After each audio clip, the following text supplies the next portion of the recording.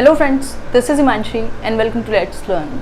तो आज हम डिस्कस करेंगे कुछ ईडियम फ्रेजेस को, और इसके अलावा सबसे पहले मैं बताना चाहूँगी आप लोग को पीडीएफ मिल जाएगी 100 to 150 क्वेश्चंस की, मतलब 100-150 क्वेश्चंस की जो फ्रीक्वेंटली पूछे जाते हैं, चाहे एसएससी हो, DT+ भी हो, और उनको आप नीचे से डिस्क्रिप्शन बॉक्स से डाउनलोड करके आराम से पढ़ सकते हैं। क्योंकि अगर आप कोई भी बुक उठाएंगे तो एटलीस्ट 300-350 इस तरह से आपको ईडियम फ्रेजेस देखने को मिल जाएंगे। तो उतने तो लर्न होने से रहे, और उतने कोई सफिशिएंट भी नहीं है, 2 से 4 नंबर में आते हैं।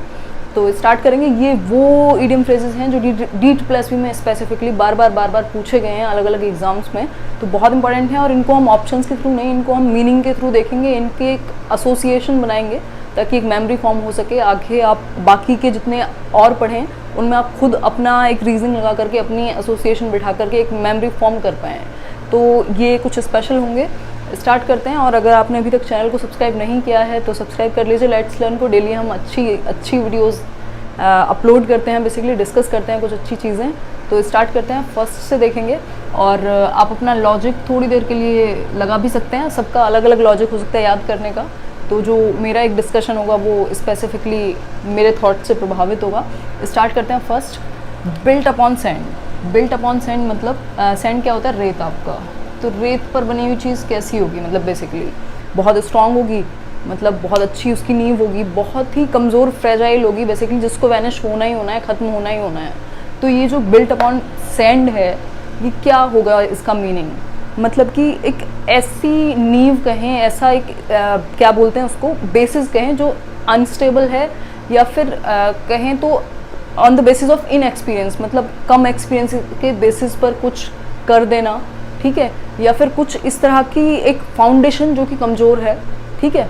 तो वो एक चीज़ हुई जो इसका मीनिंग हुआ। ऑप्शंस में से देख के जो भी आपको लगे कि अनस्टेबल एक फाउंडेशन क्रिएट कर रहा है, इसका मतलब हो सकता है, वो आप चूज़ करेंगे। वो उस पीडीएफ में आपको ये भी मिल जाएगा आसानी से, ये सभी मिल जाएंगे। यहाँ पर हम इनके मीनिंग पर जा रहे हैं डायरेक्ट। सेकंड पर चलते हैं। इन ब्लूज़। इन ब्लूज़ क्या है? मतलब इन ब्लूज़ मतलब कि ब्लू क्या होते हैं? ये आपके बादल हैं बेसिकली, इस तरह से मानते हैं जो स्काई में। और इसका मतलब होता है ग्लूम, इन ग्लूम या ग्लूमी फील करना। मतलब कि आई एम इन ब्लूज़, मतलब कि मैं घने संकट में हूँ या परेशानी में हूँ बेसिकली। तो उसको संकट तो नहीं कहेंगे, परेशानी कहेंगे, बेसिकली निराशा कहेंगे। तो इन ब्लूज़ मतलब कि घने बादलों में होना, कि भाई परेशानी में होना, ठीक है। थर्ड पर चलेंगे। ये भी हो गया हमारा कंप्लीट। थर्ड पर चलेंगे। Time and again. Time and again का क्या मतलब हो सकता है? आप खुद सोचें कि टाइम क्या है? एक कांस्टेंट चीज़ है कि भाई हमेशा ही रहेगा, और अगेन मतलब दोबारा। तो बार बार इसका मतलब निकल के आता है बार बार, फ्रीक्वेंटली कोई भी चीज़ जो होने वाली है, ठीक है। तो टाइम एंड अगेन मतलब कि जो फ्रीक्वेंटली होगा, ठीक है, कॉन्स्टेंटली, मतलब कॉन्स्टेंट तो नहीं बट बार बार लगातार होने वाली चीज़ कॉन्सिक्वेंटली कहें, या फिर फ्रिक्वेंटली कहें, कॉन्टीन्यूस कहें, इस तरह की चीज़ जो होती रहेगी, ठीक है। फोर्थ पर चलते हैं हम। Bye fits and starts. बहुत फेवरेट है DT+ का। बाय फिट्स एंड स्टार्ट्स होता है ना कि हम काम करते हैं कि भाई I work in fits and starts, मतलब कि मैं कभी कर लिया कभी नहीं किया, ठीक है। तो ये जो कभी कर लिया कभी नहीं किया मतलब कि इर्रेगुलरली वर्क करना। तो ये जो इर्रेगुलर मीनिंग है वो होगा फिट्स एंड स्टार्ट्स का। नेक्स्ट पर चलेंगे। Gift of the gap. आगे और अच्छे आते जाएंगे। ये भी बहुत फेमस है, gift of the gap. Gift of the gap है कि भाई गैप से पुरस्कार मिला हुआ है, गिफ्ट मिला हुआ है, एक तरह का प्रेजेंट मिला हुआ है। गैप क्या होता है? आपकी गपशप को गैप कहते हैं। तो बेसिकली जिसको बोलने का बहुत टैलेंट प्राप्त हो, एक तरह से स्पीकिंग की एक आर्ट मिली हुई हो, उसको आप गिफ्ट ऑफ द गैप कहते हैं। वर्बोज भी कह देते हैं इसको, अगर वन वर्ड सब्स्टिट्यूशन में आऊँ तो, कि जो बहुत ज़्यादा बोलता है। तो ये एक टैलेंट ऑफ स्पीकिंग कह सकते हैं, गिफ्ट ऑफ द गैप, ठीक है। सिक्स्थ पर चलेंगे। To give up the ghost. मतलब कि to give up the ghost मतलब एक डेविल है, एक बुरी चीज़ है, आपने उसको सौंप दिया या गिव अप कर दिया, बेसिकली सरेंडर कर दिया। तो मतलब टू डाई, इसका मतलब होता है मर जाना, ठीक है। To give up the ghost मतलब कि आपने सरेंडर कर दिया, मर गए आप। सेवंथ पर चलेंगे। At a stone's throw. बहुत मज़ेदार है। एट अ स्टोन्स थ्रो क्या हो सकता है? एट अ स्टोन्स थ्रो मतलब एक स्टोन फेंकने की दूरी पर, मतलब अगर मैं एक स्टोन फेंक के मारूं तो स्टोन पहुंच जाए। तो कि my friend's house is at a stone's throw, कि मतलब इतने पास है कि एक पत्थर फेंको। तो मतलब कि इसका मतलब क्या हुआ बेसिकली कि at a very short distance, ठीक है, बहुत कम दूरी पर। 8th पर चलेंगे। By the skin of your teeth. मतलब आपके जो टीथ हैं इसकी स्किन से, मतलब टीथ अपने आप में कितनी मजबूत एक एंटिटी है और उसकी भी स्किन से तो कितनी मुश्किल से आप कुछ कर रहे हैं। तो इसका मतलब होता है टू अवॉइड फेलियर समहाउ, मतलब किसी भी तरह से बस फेलियर को अवॉइड कर देना है, बहुत मुश्किल से कुछ कर पाना, ठीक है। तो by the skin of your teeth मतलब बहुत मुश्किल से स्किन, आप टीथ की स्किन समझ ही सकते हैं क्या होती है। ये बेसिकली आप इसका कॉन्टेक्स्ट समझ पाएँ अगर ईडियम फ्रेज का, तो आप आंसर तक पहुंच जाते हैं। वही मैं कोशिश कर रही हूँ कि आप एसोसिएशन अपने दिमाग में बनाना सीख पाएँ, या कहें तो और बेहतर हो जाए जिनको आता है तब भी। 9th पर चलेंगे, to spill the beans. Spill का मतलब होता है कि मतलब आपने स्पिल द बीन्स मतलब कि आपने सीक्रेट जो है, किसी का सीक्रेट है बेसिकली, उसको स्पिल कर दिया।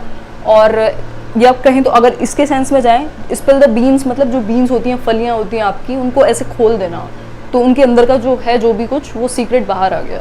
तो जो स्पिल द बीन्स है मतलब कि आपने सीक्रेट को क्या कर दिया, डिस्क्लोज कर दिया बेसिकली।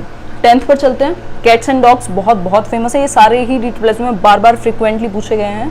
कैट्स एंड डॉग्स होता है आपका कि it's pouring cats and dogs, raining cats and dogs, मतलब कि हैविली रेन, है ना। हैविली रेन मतलब कि बहुत ज़्यादा बारिश होना। ऐसा नहीं है कि कुत्ते बिल्लियाँ बरसेंगे बारिश में, ऐसा नहीं है। कैट्स एंड डॉग्स जैसे हम नॉर्मल भाषा में कहते हैं कि भाई कुत्तों की तरह काम करना या कुछ इस तरह का, कि इसका मतलब है बहुत ज़्यादा, ठीक है। तो हैविली रेन्ड जो स्थिति है, बहुत ज़्यादा बारिश को आप कहते हैं it's pouring cats and dogs. ये आप नॉर्मल लाइफ में भी यूज़ कर सकते हैं, उससे ज़्यादा याद हो जाता है। नेक्स्ट पर चलेंगे 11th पर, over head and tears. Over head and tears का क्या मतलब है कि मतलब जो आपका सर है और आपके कान हैं पूरी तरह से आप सुन पा रहे हैं, तो मतलब कंप्लीटली सुन पा रहे हैं या ध्यान दे पा रहे हैं, तो इसका मतलब हुआ कंप्लीटली।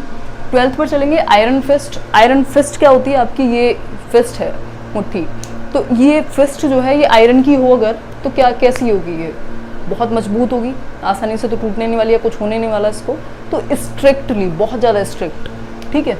तो आयरन फिस्ट का हो गया very strictly. Over head and years का हो गया कंप्लीटली। ये सबके जो ऑप्शन के साथ आंसर है वो आपको उस PDF में मिल जाएंगे, नीचे से आप डाउनलोड कर लीजिए, हेल्प करेगी आपको। Trade on the toes. Trade on the toes मतलब कि आप पैर के अंगूठों पर या उंगलियों पर चल रहे हैं।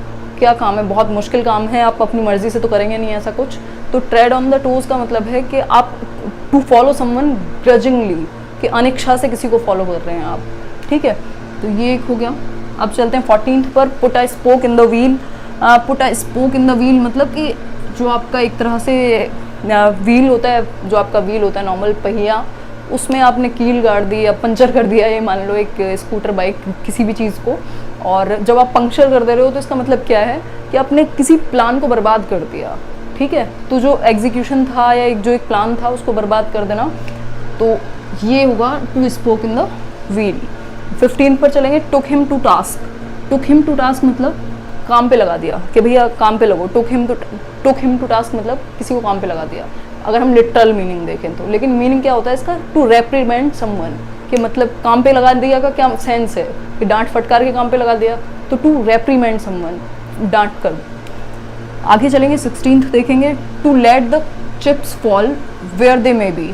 मतलब to let the chips fall where they may be मतलब कि जो कुछ भी बजाय किसी भी कॉन्सिक्वेंस के होने दो, जो जहाँ मतलब चिप्स अगर गिर रहे हैं कहीं तो गिरने दो। तो इसका मतलब क्या, वो वाले चिप्स नहीं। तो इसका मतलब क्या हुआ कि मतलब टू कंटिन्यू सम एक्शन और some work despite of any consequence, मतलब किसी भी कॉन्सिक्वेंस की परवाह ना करते हुए जो हो रहा है उसको होने देना। 17th पर चलेंगे, बोन ऑफ कंटेंशन। बहुत बहुत बहुत फेवरेट है D+B का कहें या किसी भी एग्जाम में। बोन ऑफ कंटेंशन क्या है, बोन ऑफ कंटेंशन, बोन क्या होती है, हड्डी होती है बेसिकली। तो वो होता है ना, झगड़े की जड़ कहें, राड़ की जड़ कहें, अगर बिल्कुल एक नॉर्मल लेमैन भाषा में समझें तो क्वेरल का जो है एक रीज़न ऑफ क्वेरल कह सकते हैं उसको, बोन ऑफ कंटेंशन को।